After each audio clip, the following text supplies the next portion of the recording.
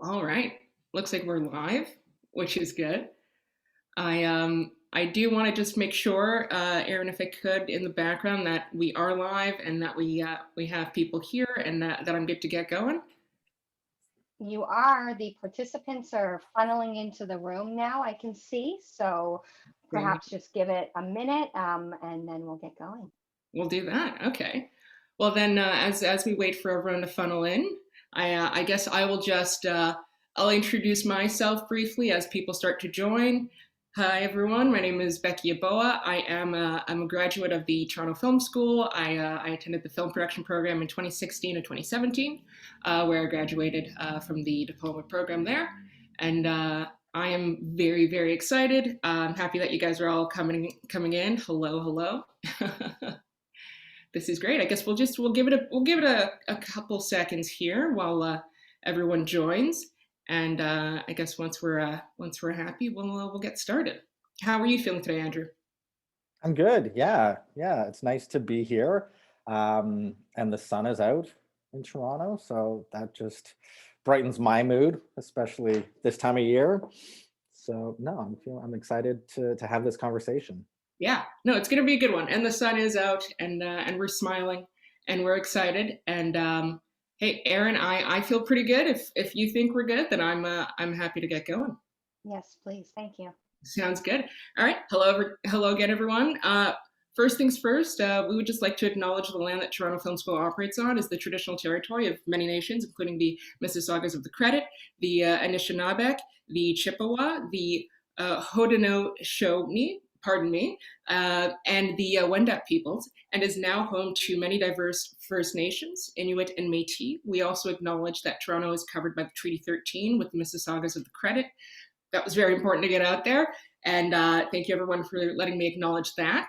I'm going to introduce everyone to Andrew. I'm sure a lot of you already know him. He's why you're here, and we're excited to be asking him a lot of different questions. But Andrew, just going to give everyone a quick bio about you, make sure that everyone's on the same page. So we are so lucky to be joined today, everyone, by Andrew Barnsley. He is the Emmy and Golden Globe winning executive producer of CBC's hit comedy series Schitt's Creek, which I'm sure we're all familiar with and excited to talk about. But in addition to Schitt's Creek's historic 2020 Emmy wins, Andrew's work on the Eugene Levy and Catherine O'Hara fronted show has also garnered him 3 Canadian Screen Awards in 2016, 2019, and 2020 for Best Comedy Series. And as the CEO of Project 10 Productions, Andrew, it seems you split your time between Toronto and Los Angeles, where your 2020 development and project slate includes Jan, which I'm a big fan of, Amazon Studios' Kids in the Hall, and Family Channel tween series My Perfect Landing. Very cool. You've also served as the executive producer on CTV's Spun Out, starring Dave Foley, and the documentary sports series Sports on Fire. It seems that Yeah, now, Andrew, for the past, when did you join Toronto Film School? Is it 2017? 2017. Yeah, so it's almost 4 years now. Almost 4 years that Andrew's Yeah, been the executive producer in residence at the Toronto Film School. And as well, you're a member of the CMPA, the Canadian Media Producers Association. I am. Yeah. All sorts of memberships that go along when you sort of build a career, which is fun, and I enjoy any kind of industry connectivity I can have. It's I enjoy it. I've been in this industry professionally for about 20 years now. um and yeah, it's something I'm very proud of. It's been fun watching this industry grow in Canada and in Toronto, and yeah, I really just enjoy being a part of it. I get a lot out of it. I get a lot out of my time producing and working out of both Toronto and LA, but I get so much uh, joy and fulfillment out of my time at Toronto Film School. So I love doing these things, and so proud and happy to be here. That's awesome. Well, then let's get started with the first question, if we could. Great. Everyone's ready. I have a question here, and they would like to know how you got into the business of producing and how you worked your way up. And I was actually fortunate enough to listen to your interview with Darren Walters, where you Oh, spoke great. about this. But I'm excited to hear it from you again, how you really got started into this business. Yeah, this is a good question, and it's one when I'm answering, I never know where to start the answer in terms of the timeline. Yeah. But basically, where I it's interesting the foundation that I built and where it came from and what started. So I was going to, when I was, after I graduated from high school, I went to university in New Brunswick. I went to a university called Mount Allison University, and it was a small liberal arts university. And I was excited to go there and kind of see, what would speak to me and what I would learn and kind of what would connect with me in terms of building a career. And what happened was I just didn't feel like anything was really, I wasn't really connecting with anything. And I knew I had a drive to be a leader. I had a drive to kind of build a career on sort of my terms. I was passionate. I was ambitious, but nothing was really speaking to me. And it just so happened that I stumbled across in Maclean's magazine. I came across a university program that made sense to me, and it was a production program at Ryerson. This all predates Toronto Film School, by the way. And I was like, okay, that's something. Like, I had never, I went to high school in Halifax. There wasn't really any production, a real production industry to speak of there. So I had very little exposure to it, but I was a fan of movies. I was a fan of television. I was a fan of comedy. And when I saw that you could actually get education in a field that was sort of outside of, what I was used to seeing, I really kind of grabbed onto that. I was like, okay, this is something I want to do. So I got in touch with the program. And by the way, I didn't really know what producing meant, but I was like, okay, I kind of like that. Like, there's something interesting about, telling stories and being a part of it, and, finding stories and building teams. And I kind of felt I always had like an entrepreneurial drive, and it kind of fit in. So the fact that I could go to school to study this was something interesting to me. So I got in touch with Ryerson, and they said, listen, if it's at the time it was a 4-year program, and they're like, listen, if you get a degree, it's a 2-year program. So they were like, go finish your degree, build out a bit of a portfolio. It's a very competitive program to get into, and then let apply after that. So I kind of put it on myself to figure out ways to build some experience and a bit of a portfolio. So I knew, and I knew I couldn't get it at the university I was at Mount Allison University. So and nothing against Mount Allison, it's just that wasn't that type of school. So I decided I need to figure that out. So I transferred to Carleton University in Ottawa, and I took film studies there to kind of get a bit of a educational foundation in the theory of film and that sort of thing. But it wasn't a production oriented program. So I was like, how do I figure that out? So I had moved to Ottawa, and this is funny to talk about, but it was right after a federal election, and I was just, naive and didn't know anything better. But my family, where my family lived, there was a new member of parliament in Ottawa. So I was like, the cold call. Pardon, it was a cold call. It was a total cold call where I was like, let me call the new MP's office and say, listen, you're new to Ottawa, I'm new to Ottawa. Let's connect. Let's have a conversation. Yeah. So we went out, and his name was Andy Scott, and he invited me out to lunch. We went out for lunch, and he was like, so what do you want to do? What are you interested in? I said, I really think I'm interested in becoming a producer. I think I want to go to Ryerson, this sort of thing. And he looked at me and he said, listen, I've just started my job here. One thing we're going to be doing is starting a weekly television show where we report back to the riding what's going on in Ottawa. It's an interview show. And he said, if you want to host and produce it, it's yours.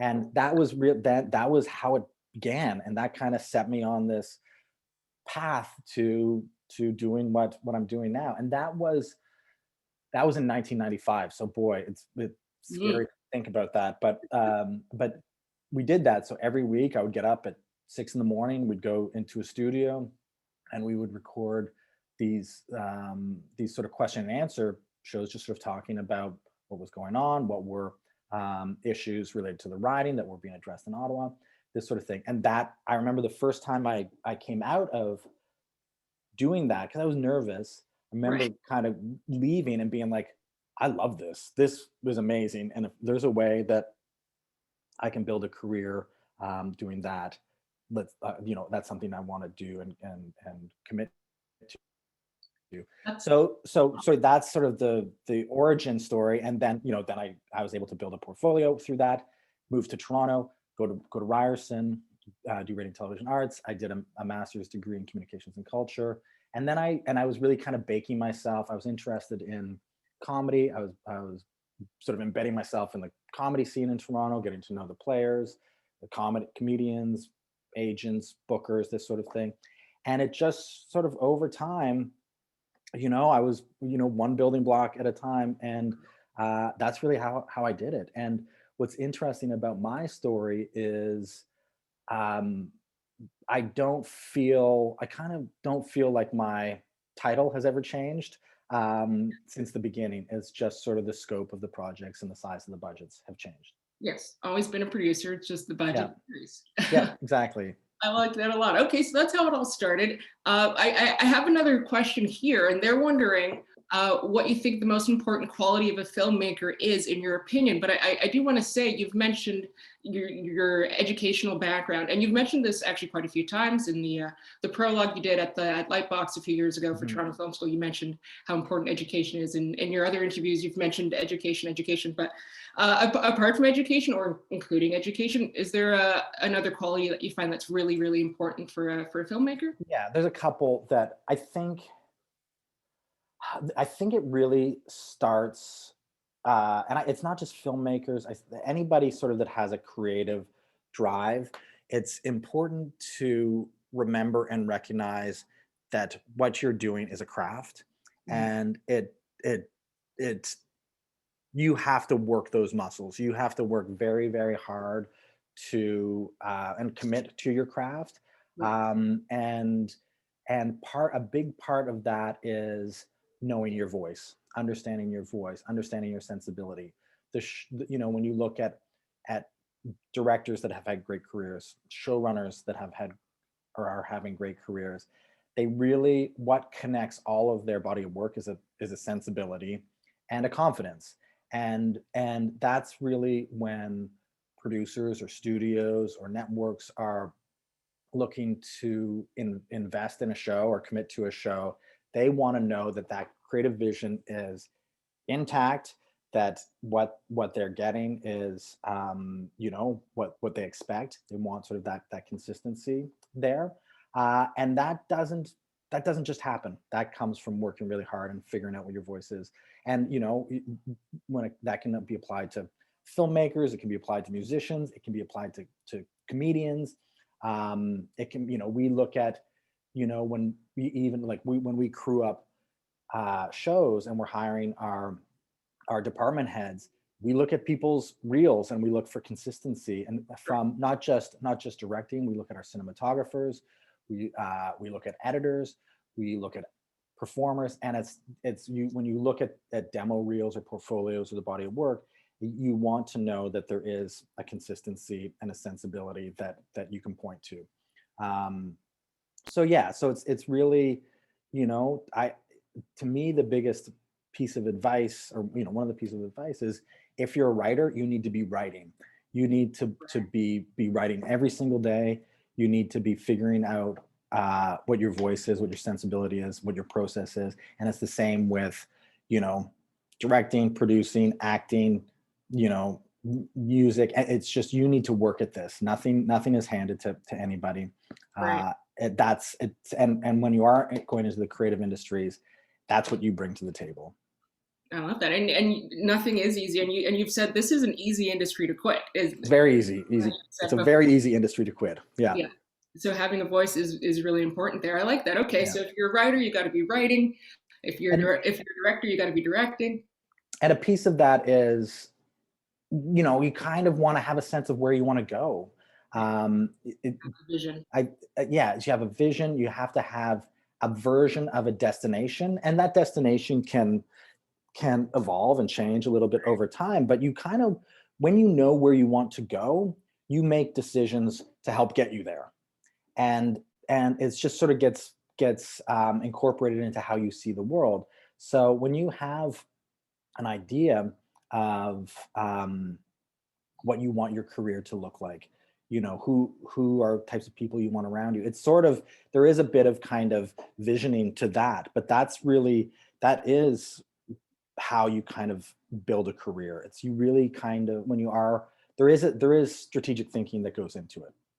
I want to get somewhere. How do I get there? Oh, I need to, I need to Gotta know have a game people plan. like this. I need to have this kind of education. I need this kind of experience. I need to be, working, doing this kind of stuff every day. I love that. Okay, there we go, guys. Okay, I'm gonna keep the ball rolling. Right. We have another question here. This is from Ale. How do you start, or what do you recommend to do to get into the industry? Um, I mean, this is sort of, there's a couple ways to answer this. So I'll tell you a couple things. And by the way, I can really only speak from my experience. So there's no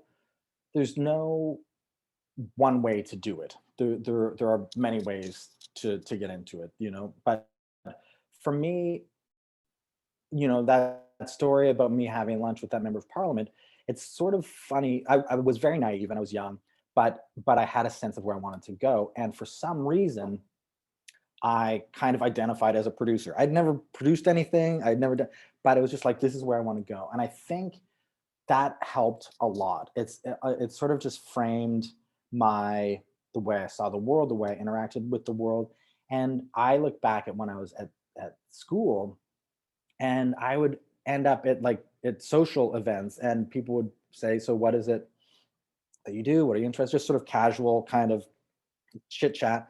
And I would say, I'm interested in producing. And what was interesting about that was how often opportunities revealed themselves just by me putting it out there. Right. And I would say, I'm interested in, at the time, in video production.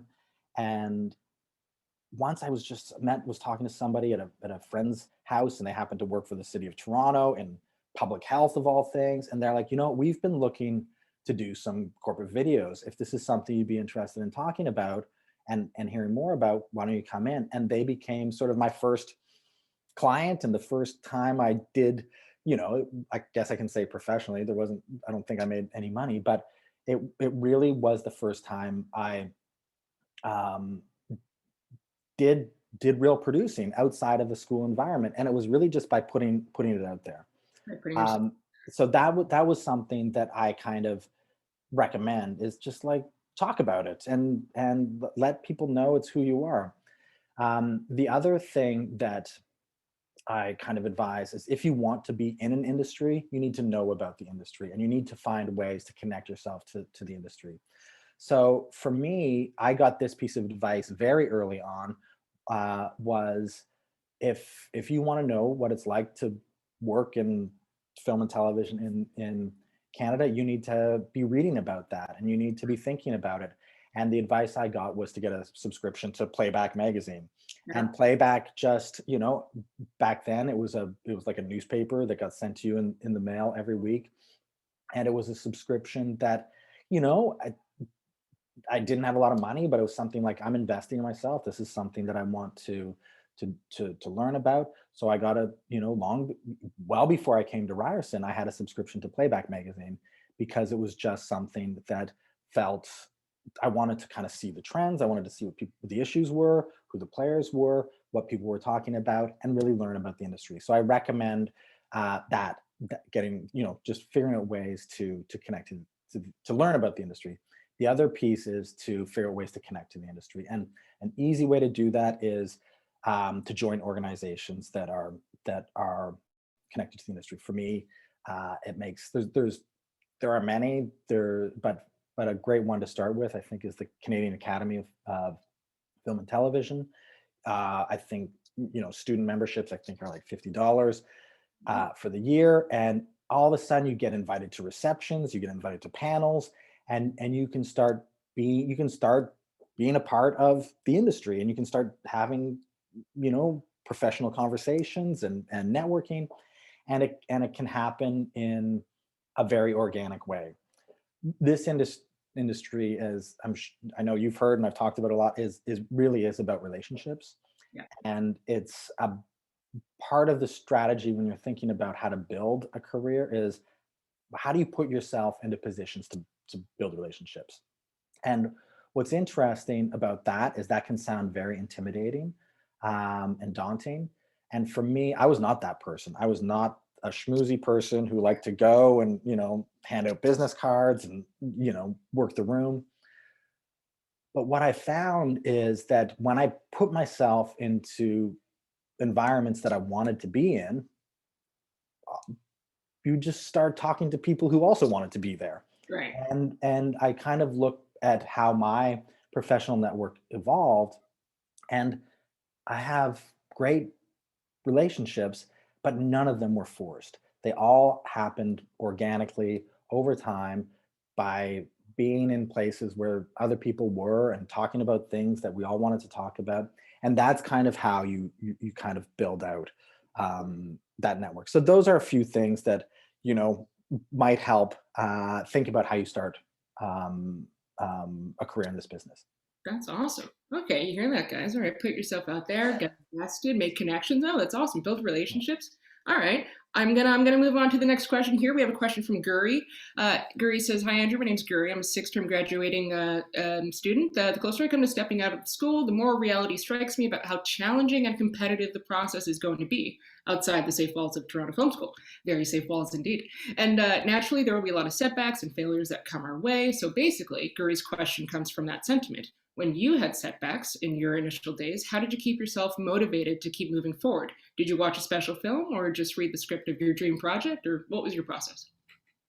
Boy, that's a really good question. And Guru, you're right. There are very challenging days, and nothing happens overnight. And I think for me, how I really had to, it was important for me when I had those tough days, because I really struggled with,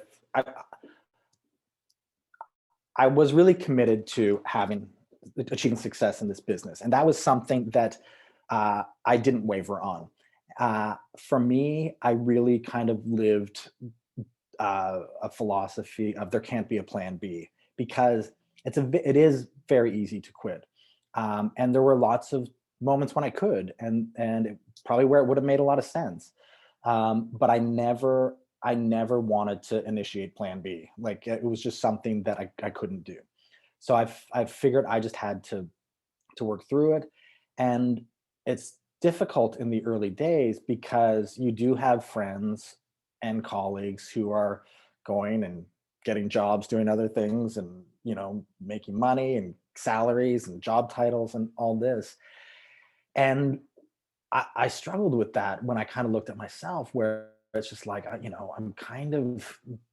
not doing that. I'm not going down that path. And yet I still felt my success and achievement and progress were measured on the same terms as Right. those people. And so what I had to do, because I thought about this a lot, it's like, how do I measure differently? How do I measure achievement differently so I'm not feeling so discouraged Yeah. at the end of the day? Um, and that's sort of, I sort of tasked myself with that. Like, what does, if I can recalibrate what progress and achievement looks like, what is that? What is the new definition of it? So in those days, I was, I was sort of a young producer trying to figure it out. And I would I would have projects on the go that I just felt I believed in. And so for me, if I could look back at the end of every day, even if the phone didn't ring, if I didn't get an email come in, but if I could look at it and at sort of my slate of projects, and I could say, did every single one of these move a little bit forward today? Right. If I sent out an email, or I went for a coffee with somebody, or I noted something, if I could go look back and say, we moved forward, I moved things forward today, that kind of got me through those days where it's like, okay, it was a good day. Nobody called me, I didn't talk to anybody, but I know I moved a step forward. Right. And over time, those steps add up.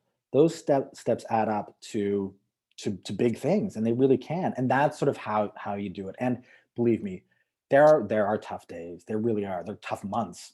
But it's about kind of staying on task, keep moving forward, and not listening to how other people measure success. It really has to come from within.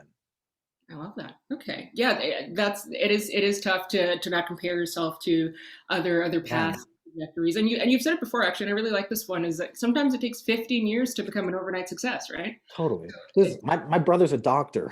Like it took me, I was compared to that for years, Yeah. and it's only like in the last 5 or 7 years where it's like, oh, okay, Andrew kind of knew what he was doing. Uh, so because if you measured what I was up against and what I was doing in my achievements compared to a doctor, that they were so like they weren't apples to apples, but it's just easy to make that comparison sometimes. Yeah. All right. Well, I got another question here. This is from Namrata. Namrata says, "How can I move into production with not having worked previously, but having worked in production houses? I'm a little late to the industry, but I would really like to get into production without having to do a course." Well, again, I think you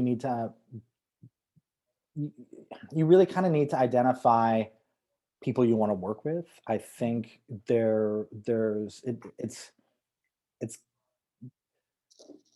a lot of proactivity is involved in this, and it's sort of figuring out ways to put yourself out there, have those conversations, identify people that might be doing things that you're interested in, and figuring out ways to connect.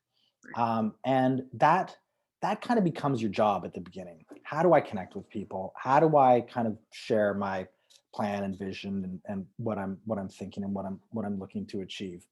Um, and here's one thing that I get emails regularly, people looking for advice or opportunities, and some land well, and I'm happy to have those conversations, and others don't. And the reason they don't is because it doesn't feel like somebody's actually taken the time to think about what they want to ask me, hasn't taken the time to think about ways that I might connect with them. Um, but the people that do, if I get an email from somebody who has clearly taken the time to think about what they want, to think about how I could help, to think about how they're connected to me and what I do, Right. and it feels like there's a personal investment in the ask or the reaching out. I will get back to that person because all of a sudden I feel a connection, and I feel like I kind of have something at stake there as well, and almost a nice responsibility to help or advise in a situation like that. So it's really when you think about your career and how to enter it, the tricky thing is when we talk about it being a relationship business, it means it's not really a resume business. Right. So applying for jobs, you can still do that. Sometimes jobs are posted, but that's not how you're really going to achieve the way you want to achieve. It's really about kind of making those personal connections, talking about opportunities you're looking for, and how you get access to those opportunities. Yeah, the old adage, it's about who you know, right? Yeah, Uh, yeah, exactly. okay. Another question here from Meg Moran. Meg says, "Have you made any big mistakes in your career?" Oh, we're getting pretty deep here. What were those, and how did they set you back? Slash, how did they help you in the long run? And what did you learn from those mistakes? Oh boy, I've made so many mistakes. I've made all the mistakes, and I encourage everybody to do that. Right. Um, um, and I've made them at every level, and from partners I worked with, to how we structure companies, to how money works, um, uh, to bad pitches that I've pitched. And the truth is that you have to make these mistakes. It's really the only way. And s- failure can be very scary, and the fear of failure can be paralyzing. And that's just not, that's not how success works, unfortunately. The path to success is probably like 95% failure. And Right. it's because you're learning along the way. It's what you do with that failure. It's what you learn from those mistakes, and how you reorient yourself, and how you grow. Uh, that's that's that's just how it works. And I think about, the easy way to answer that is just to look at how many pitches I made, and how many times we pitched broadcasters, um, before we got traction on anything. I at some point I probably should do the inventory on that, but I bet I pitched 100 shows before we got a single um, piece of interest in anything. But every single one of those rejections informed the next pitch. And not only did they inform the next pitch in terms of the creative and how we're presenting it, but every time I was in a pitch room, I had more time with the buyers. I had more time with the executives. And that's how relationships evolve too. So I got to know through those failures and those mistakes, I really actually was getting to know people and meeting people. And I became identified as somebody who would pitch, and and who, over time had access to the buyers and these sorts of things. So it's there's so many mistakes, but it's what you do with that. It's what you do with that. And again, I used to tell broadcasters that when they would call and say, "Listen, Andrew, this isn't the right one for us," I would tell them, I would say, "I'm so easy to break up with. Don't ever worry about that, because I know that's the business. I know that's the nature of this, and we'll try again soon. We'll do it again." I took no's.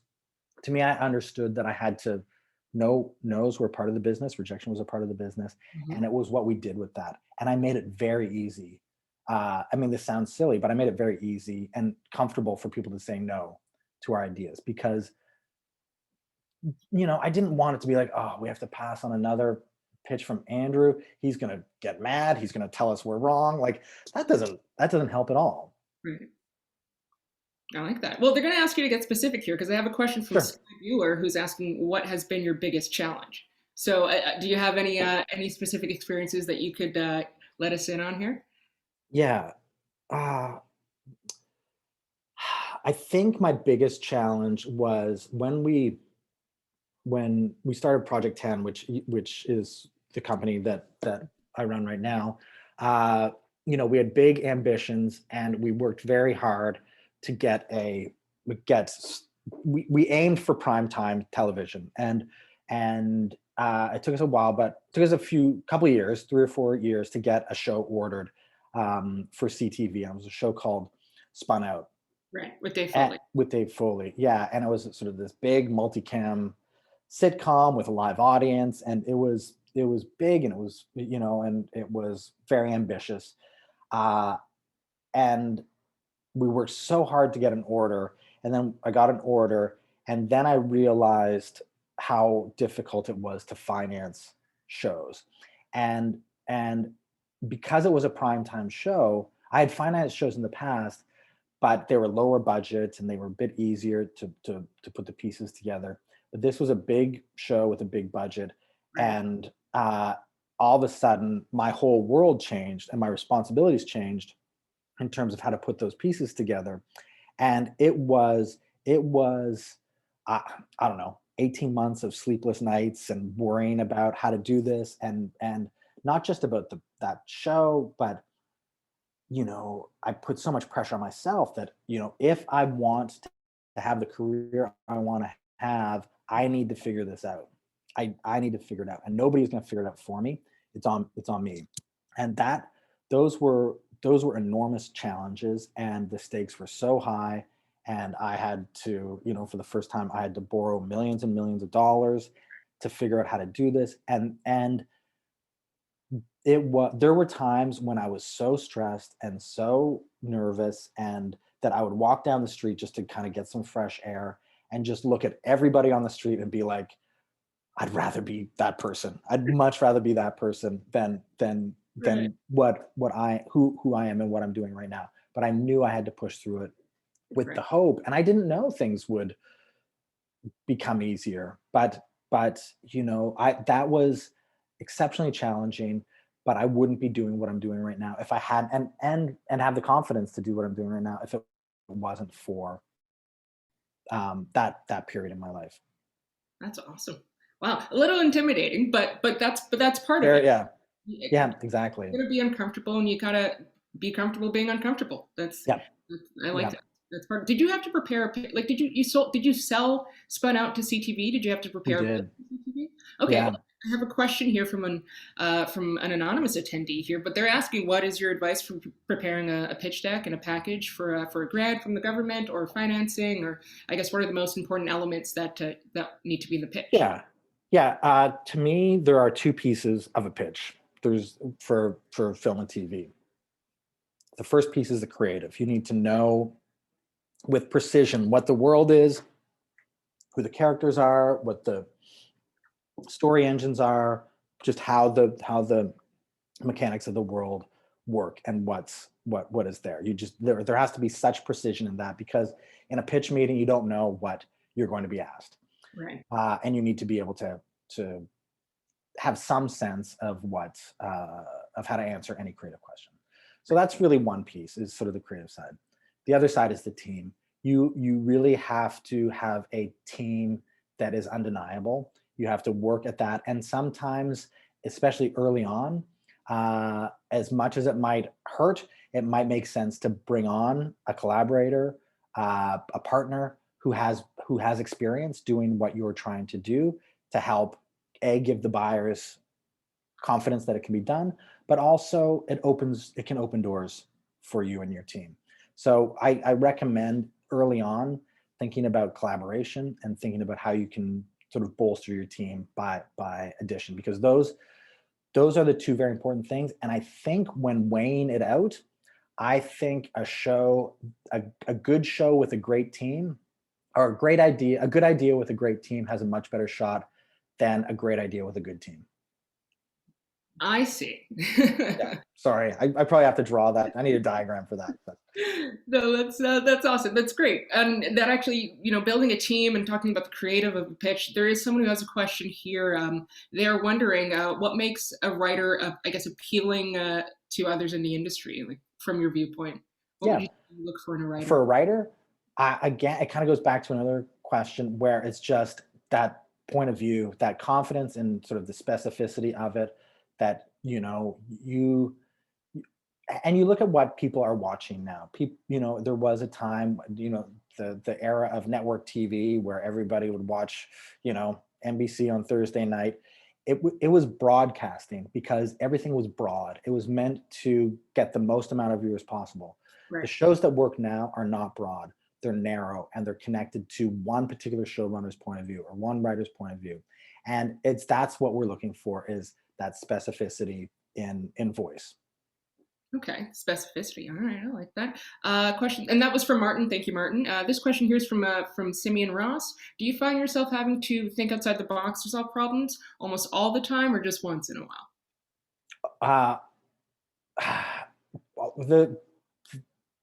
The way I'm going to answer that is that I don't feel I've ever been in a box. So I'm lucky that I've always, because I've kind of always worked for myself as a producer. It's always been about problem solving and figuring things out. I've never had a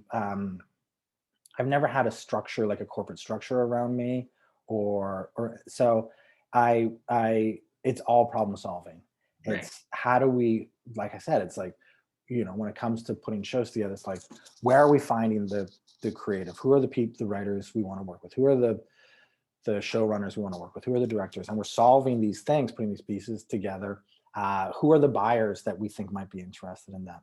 Then how do we finance it? Are there ways that we can get ahead of financing? And these are the questions we're always asking ourselves. And so it is, and every case is different. Every single show is different. And when we start up shows, we're in the middle right now of putting our teams together for Kids in the Hall that we're shooting this summer.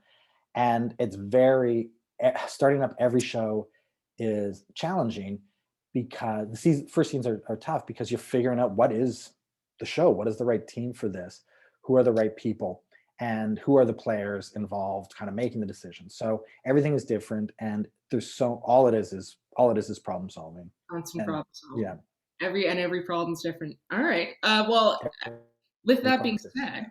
said, being a filmmaker, this is a question from Harshini. They're wondering, how do you keep yourself motivated to create and to find creative content? Yeah, well, I think what does it is, like when it comes to finding ideas we want to work with, it's really panning for gold. We look at a lot of ideas that don't get us excited. And the Right. truth is if we're going to dedicate time, energy, and resource, we need to be excited. And sometimes that's the idea, sometimes it's the people that brought it to our attention.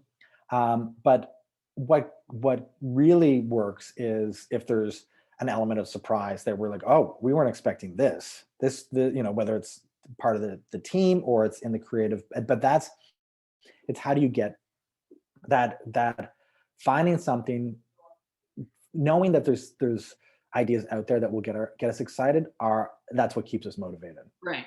Okay. Yeah, there are ideas out there. All right. Yeah.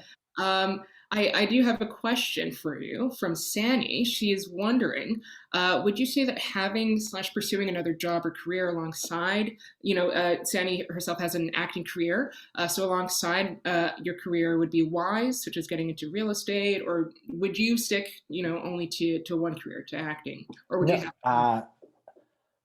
uh, I think it's listen, we all have to pay bills. Life is life. We still need to figure that out.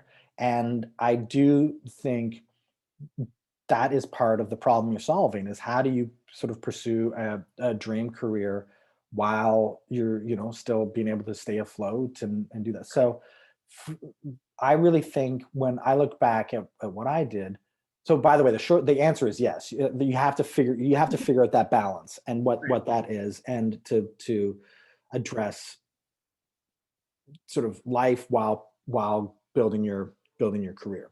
So I look at it as two kind of parallel paths, and one path is your passion path, and that's where you're putting your passion, your energy in this. The other one is kind of the path that keeps the lights on.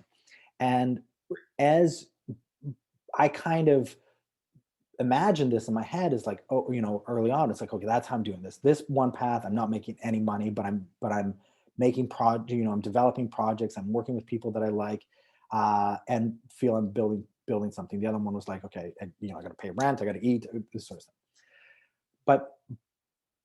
But I had it in my head that hopefully over time, the passion path takes up a bigger piece of my time and energy, because and revenues, and slowly we can phase out the other path, and it just sort of that it becomes one path. And that's sort of how it is, kind of finding that balance, and that's how I did it. And if you look at a lot of successful people, whether it's in entertainment or it's entrepreneurialism, that's how people kind of build these careers, is that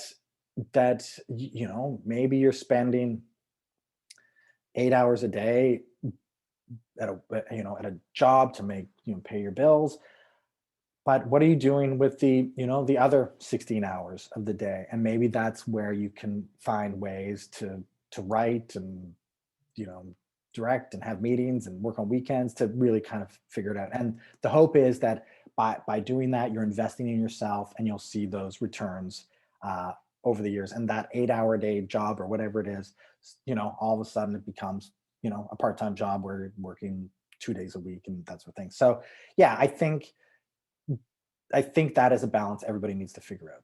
Yeah. Okay. Just another problem that you gotta Yeah. keep solving continuously. All Yeah. right. Exactly. Because Sandy was an actor there, I do have a couple of acting related questions if I could. So this one here is from Francis. Francis says, once an actor gets great and has work to back it up, what tips could you give an actor when cold calling casting directors or executive producers, trying to make connections and scheduling general meetings so that they can come into a future audition room already production approved? So, okay, so uh, they're already great. I mean, with any of this, I think you need to be thinking about who your team is. And as an actor, your team is your agent, maybe your manager, and it's kind of building your brand. It's how do you work towards building your brand. I think it probably wouldn't be great for an actor to call an executive producer prior to an audition and say, like that. It's just there are still some professional protocols that need to be followed.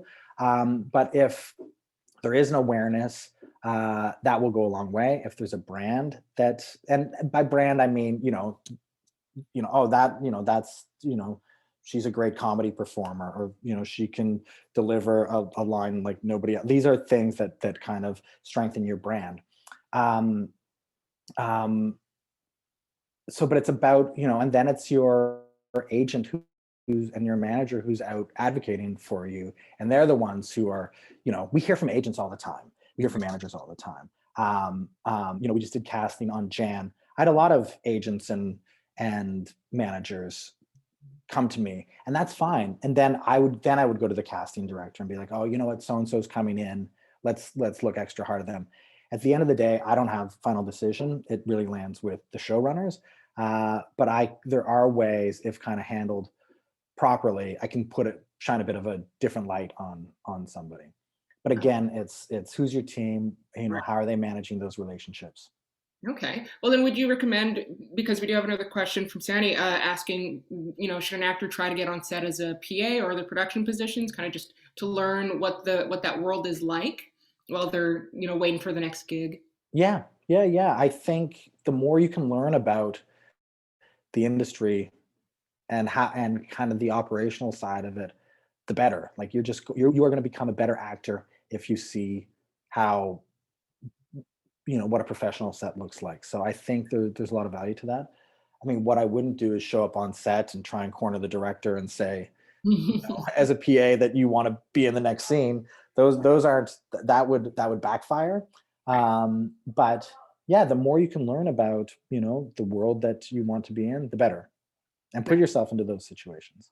Put yourself out there. Okay, Andrew, we gotta get you. We gotta get to these Schitt's Creek Oh, questions. sure. It's a very exciting time for you guys. You guys destroyed it at the Emmys. You got the Golden Globe, too, actually, for Catherine O'Hara as well. And so we do have a couple of questions for some Schitt's Creek's fans here. One of them would like to know, actually, this is an interesting question. Were most of the scenes shot static, or not? Would you know that one there? Static? I mean, like I'm not totally sure. Yeah. Oh, well, we always had two cameras for every scene, and they were. I'm trying to remember. I don't spend a lot of time on set. Mhm. Um, I kind of go to set once a day, spend an hour just making sure there's no fires to put out and kind of connect with people. But and I think all of our cameras were on like an easy rig, so they were. So that we wanted some movement with all the shots. So our DP would be at the monitors, and then our two camera operators would be on set, and that so it was we were cross shooting all the time. Nice. Okay. Well, then I guess in regards to the recent success and the huge award season you guys just had, Sky wants to know when did you know that Schitt's Creek was going to be a great show? Yeah, that's a really good question. Well, we all loved the show from the beginning, and we started. I think when we started to get a sense that we might be onto something was in season one. That I like the wine, not the label. That was something where we're like, okay, we've hit on something in a very interesting way, and we knew that, you know, at the script stage and at the table read that there was something there, but it wasn't until it kind of was out there, and that was sort of the first um kind of moment that landed, and it didn't that was really at the beginning. It kind of was just Canada that had access to the show. It was on Pop TV in the US, but that was a very small network. We weren't getting a lot of traction down there, but they were promoting it a lot, which was very, very helpful. But at the end, during that, once that went to air in season 1, that was something, and that's when we started to feel a bit of buzz. But it wasn't really until season 4, when the show ended up on Netflix, that it really, all of a sudden, it exploded, and there was demand for our cast to do like theater tour and go do live events, and then, you know, we started getting calls for people to go on late night talk shows in the US and that sort of thing. And that's all of a sudden where it felt like sort of a switch was flipping, and it was becoming something bigger than any of us could have Right. predicted. But I can tell you, Netflix didn't want the show for the longest time. It really had to hit like some kind of tipping point where they were like, yeah, okay, we can do this. It for the longest time, I think I'd have to go back, but I think the first couple seasons kind of lived in terms of a streaming platform in the US. They lived on Pop TV's streaming platform, which wasn't, you know, didn't have much of a foothold on anything. And then for a little bit, it was on Hulu. And then it was finally Netflix was like, okay, there's enough episodes here, there's enough buzz around it, we'll bring it onto our platform. And that's really where the conversation changed. Okay, and then it really, really blew up from there. Yeah. I see. Okay. A question from John. He's wondering, you know, there's a lot of frustration in filming industry in his country right now, but how do you create something extraordinary, you know, that gets it accepted globally, like on a Netflix streaming platform or shown across the world? Yeah. Well, I mean, you actually can't manufacture that. Or it's just, it has to happen. And you know, everybody goes into producing a TV series thinking it's going to be a hit, and you know, very few of them are. Right. And even, you know, we talk about, you look at kind of, you know, the network model in the US, and even shows on you know, any show, you know, there's no guarantee that shows are going to last more than one season. There's no guarantee that they're going to find big audiences. So there's no, and everybody who's making those shows thinks they're doing it the right way and that they will. So there's no cookie cutter way to create a hit. I think, yeah, I mean, that's a tough question to answer. I think you just have to really believe in it. You have to hire the right way. You have to control the variables you can control, and make sure that you know, the standards are high, that the writing is where it needs to be, that you're hiring the right directors and creative team, and that those are the things you can control, and hope that when you release it to the world, it finds the audience. Nice. And I mean, it's very clear that Schitt's Creek has, and a huge show for Canada specifically as well. I mean, I read a CMF article, Canadian Media Fund article the other day, where Valerie Creighton, who's the president there, said that Schitt's Creek is Canadian television at its very best, and it's a testament to the quality of Canada's creative talent and content. And Yeah. we know that back in September on the Emmys night, Toronto blew up. I mean, in a good way. The Yeah. CN Tower turned gold. They turned the Toronto sign at City Hall. Yeah. Yeah, it was Um, amazing. it was pretty awesome, pretty special. Question from Louis here about Toronto. He says, tomorrow marks the city of Toronto's 187th birthday, and with the city's great reputation as a film production center, what is your favorite film that was shot or partially shot in Toronto, and why? That's great. Well, I'm actually going to go back a bit for this one. I would have to say, uh, I would have to say it might be my Big Fat Greek Wedding, because you know, I lived on the Danforth for a long time. It was fun to see, even though the movie wasn't set in Toronto, it was set in Chicago. It was just so cool to walk down the street and recognize restaurants that I went to, and various landmarks, and just feel a proximity to this, or a kind of connection to this movie that kind of was a real kind of underdog of a movie and ended up blowing up to be one of the greatest indie films, box office wise, of all time. And so that's one, when I kind of think about a movie and I think about Toronto and what Toronto can offer, it's a real success story. And it's an early days kind of success story for Toronto. And like I said, there was just pride, having lived on the Danforth, just pride in that neighborhood and knowing that we were a part of something great just by living there. So that it would probably be my big Fat Creek wedding. That's it's something pretty special. I like that. That's a really special memory. That's cool. Okay, question from Lillian, staying on the Schitt's Creek train here. Lillian says, "Hi Andrew, how did you get involved with Schitt's Creek, and what was your biggest takeaway from the show?" Well, I got involved. We had just finished season 1 of Spun Out, and as I mentioned, it was very challenging. And we worked closely. When you go into production, you have to borrow money and you have to work closely with a bank and all this. And I ended up getting to know, at the time, there was a bank that specialized in production financing, and it was a company called Aver Media, and it was run and founded by a guy by the name of Peter Sussman. And Peter used to be the CEO of Alliance Atlantis, and he's they own channels, and they own the CSI franchise, and he was very successful. And then kind of when that sold, he went and became a real supporter of Canadian independent production.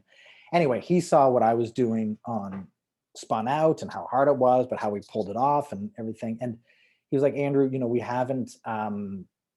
gotten to know each other over this process, but we haven't really ever hung out. So why don't we go hang out and we can kind of get to know each other a little bit differently in a social setting." So we actually went to a baseball game. Yeah, we went to the baseball game. Yeah. And it was like the 8th or 9th inning, and we were just hanging out, and the conversation was good, and we were getting to know each other. And then Peter said, "Do you think you could take on another show? Do you think that if through an idea came to you, you could build out that team and do it and get another show made?" I said, "Yeah." I said, "We've been through it on Spun Out. The teams are in place, the systems are in place. I now feel I have the bandwidth that I can take something else on." He's like, "Okay, great. I've got a friend who has an idea. I think we're going to sell it to CBC. I'd like you to have a conversation with him. By the way, it's Eugene Levy, and the name of the show is Schitt's Creek." That's how it happened. And that was like in, I can't remember what year that was, maybe 2014. It was in August. It was in August. And then I met with Eugene 2 weeks later. And then we just started getting the ball rolling on putting the pieces together at CBC. And then we shot it. We got it ordered, I think, in October or November of that year. The writing started, and then we started filming that April, I think. So like 7 months after, 8 months after I had the conversation with Peter Sussman.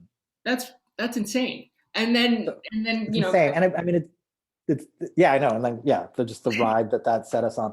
But that again, it's not something that I applied to. It's just it's relationships. It's hard work. It's all of those things, that are kind of those intangibles. But and then look, it's the year 2021, and you've just won 9 Emmys, which I'm hearing that we have a surprise for all the viewers here. If I could tee this up, Andrew, if you have something special you want to show us, I'd love to see it. Well, I do keep it close by. Just, it's just always nice to have a little inspiration beside me. So that's real. That's real. This is it. Yeah, that is it. Oh, that's amazing. That's absolutely amazing. So keep that close by, That is so cool. That is so cool. Okay, well, I actually have a question here, and it bounces off another question that someone has, because they're wondering, is Project 10 open to working with people at any level in their career? But I'm also wondering, is Project 10 involved in Schitt's Creek? Project 10, we work closely with them on Schitt's Creek, but it wasn't Project 10's show. I So see. the Levies, it's their show, and we're kind of like the support around it. And then I'm sort of the non-writing executive producer on the show. Okay, understood.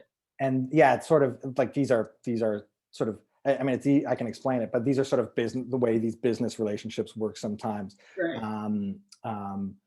But in terms of Project 10, I mean, yeah, we're always, we have a small team here. There's 4 of us. So we can only take on so much, but we're always, we're looking for shows, but we tend to only look at shows that come through agents. Right. Just so we're not just to protect everybody, we don't look at unsolicited pitches. Again, that's sort of a business thing, that just to protect everybody. But yeah, we're a company that, we think about growth, what that looks like. So, you never know when there'll be opportunities here. Love that. Okay. So you're CEO of Project 10, but you also work with the Levies on Schitt's Creek. And it's not necessarily the same thing, but Project 10 is a production company that you produce, and you've produced on Schitt's Creek and many other shows. One question I have, this is a very broad, general question, but what is producing? Yeah, well, that is a good question. And producing means different things to different people. Right. For me, I can kind of just explain it from my perspective. Of course. We're really the business side of television. So where we're situated is in terms of my work, on one side of my work, it's the relationships with the creative side, which is like the writers, the directors, the actors, the stars, the showrunners, that sort of thing. And then on the other side is the relationship with the business side. So it's the buyers, the studios, Right. the broadcasters, the distributors, relationships with the banks, the lawyers, the accountants, the agents. So we're positioned right in the middle between these two big pieces of the business. And then it's our job to kind of connect the dots to pitch the show, to sell the show, to finance the show, to hire everybody. So that's my version of producing, is that just sort of situated between those two great big forces of the creative and the business. That's And every email and every phone call we're on. So, you look at my inbox, and in a day, there's hundreds and hundreds of emails, because every piece of information kind of flows through the production company. Yeah, look at that. Okay, well, that's good. All right, I got a question from Cameron Moffat here, and this actually kind of ties back into your baseball game with Peter Sussman. He says, when someone comes to you with an idea for a TV series that sparks your interest or enthuses you to the point where you want more, at what point do you make a commitment to yourself and your team that you want to move into the development stages? Like, at what point is that? Well, when we take a pitch, we kind of take it back to the team here, and we kind of talk about it, and we look at it from a couple different angles. One, does the creative speak to us? Is it on brand for the type of shows that we like to back? Mm-hmm. And then we look at the team. Who's the team that brought it to us? Is that a team we want to work with? Are there pieces missing from the team that we can kind of look to fill? And then the final thing is this a show we can sell? We don't want to develop a show that we can't sell. So that's related to our conversations that we're having with the buyers, the networks, the broadcasters, the studios, the distributors, that sort of thing. So those are kind of the 3 pieces when we do an analysis of what it is we're looking for. So if it checks all of those boxes, it's an idea we like, it's got a team or potential for a team that makes sense, and we think we can sell it, then we start to think about how do we build it out, and how do we create a pitch for the show. Okay, well, speaking of selling, and speaking of broadcasters as being that connective tissue there, Brian Anderson's wondering, to get into the business, is it best to be in Toronto or Vancouver, or does it matter? Here's another Peter Sussman story. When Peter, who's become a friend and a mentor, I asked him that question too. It's like, where, it was when I was thinking about, what does it mean to have, or what does it look like to have a presence in Los Angeles? Should we have a presence in Los Angeles? Mm. And he said, you need to be where the traffic is, which basically means you need to be where the decisions are being made. You need to be where the people doing what you want to be doing are. And in Canada, if you're looking to create Canadian programming, it's probably Toronto. If you want to have a international career, it's probably Los Angeles. Okay, there we go. All right, I gotta respect your time here, Andrew. We do have a few more questions. Are you okay with kind of like a rapid fire, like family Sure. Yeah. Speed round here? Okay, Let's do it. Let's do it. Okay, so Martin Mulden's wondering, who does a pitch team consist of, and who would I want on my pitch team? Yeah, when you go into a buyer, you want to have sort of the creative leads and the business leads at the table. Sounds good. Sky Bueller's wondering, as a writer in school, when should we get an agent? You want to become very confident in your work. You want to have colleagues and people, maybe mentors, having read it, giving you advice, so you want to make sure the timing is right. With a lot of these meetings, you really only get one kick at the can. So you want to make sure that you are going in from a position of strength, and not just, when you're reaching out to agents, you want to make sure that your best foot is forward. Best foot forward. Okay, question from Jury here. He says, "Hi Andrew, what would be the best strategy to approach a production company like Project 10 with a pitch?" Well, it goes back to the agent question. You probably need to have an agent, and we would have a relationship with that agent, and then they would connect with us and say, we have a client that has a show idea that we think would work for you. Would you have a meeting with them? Sounds good. Okay, so then I guess that also goes to Sky Bueller's wondering, how do you get your foot in the door? Would you say putting a team around you as well? Yeah, I mean, it's finding your community. It's connecting yourself to the industry. It's going to events where like-minded people are. It's going to conferences. It's finding ways to get experience, and it's meeting people. Meeting people. Speaking of, someone's wondering here, what is the best way to get in touch with you, to meet you? Maybe an email if possible? Yeah, email is the best way. I'll actually type in my email here. All right, guys, email's going in the chat there. That's awesome. There we go. Look at that. Okay, that's for everyone there. And Andrew has he's opened up the floodgates. Like he said, put yourself out there, get in touch. For him, it started with a cold call to a man from Parliament, and it went from there. Exactly. All the way from there. Okay, I've been told that we only had you for the hour. Is that correct? I think so, yeah. I think so. And this has been so much fun. Thank you so much for coming on, Andrew, and for answering all these questions. And I know that people have a lot more questions, and I would encourage them to reach out. This has been a lot of fun. Did you have anything else that you wanted to say before you left? No, I mean, it's good to have these, and it's good to ask these questions when it comes to thinking about what careers look like. You really need to inform yourself. You need to, the more information you have, the more you'll learn and understand what these careers are like. And you need to go in with your eyes open. These are not easy careers to build, but these are real careers. There's a lot of, film and television production is not going anywhere. We saw that this year with the amount of television and that was consumed during the pandemic, but we also see it with the amount of production that's happening in Toronto. So it's important that you think hard about what a career looks like, come up with a plan, and execute that plan. I love it. Come up with the plan, execute the plan. Andrew, thank you so much for joining us. I want to just confirm with Aaron. Aaron, did I get everything that I needed to get from Toronto Film School's perspective with Andrew here before we let him go? You sure did. Thank you. All right. Excellent. Awesome. Thank you again, Andrew. This has been awesome. Oh, my pleasure. Thanks, Becky. The Emmy. This has been so much fun. Great. Okay. Thanks, everybody. See you later. Have a good one. Okay. Bye-bye. Bye.